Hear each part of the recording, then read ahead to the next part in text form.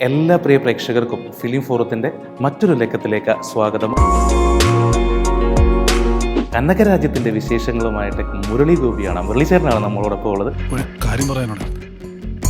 നീ നിന്റെ ജീവിതത്തിൽ എത്ര ബിസിനസ് നടത്തി? നീ എങ്ങനെയെങ്കിലും ഒന്ന് ശരിയാക്കി തനിക്ക് വേറെ നിവൃത്തിയില്ലാത്ത. ഇത് എങ്ങനെ ശരിയാക്കാനാ വേണു?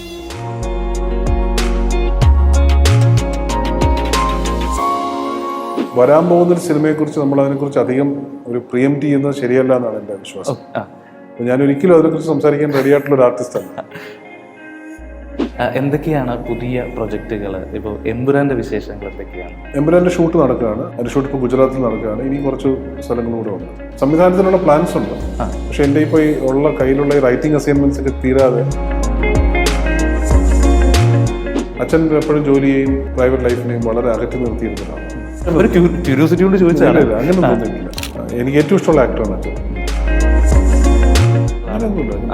അതിനെക്കുറിച്ച് പറയേണ്ടിയിരുന്നില്ലെന്ന് തോന്നി. അത്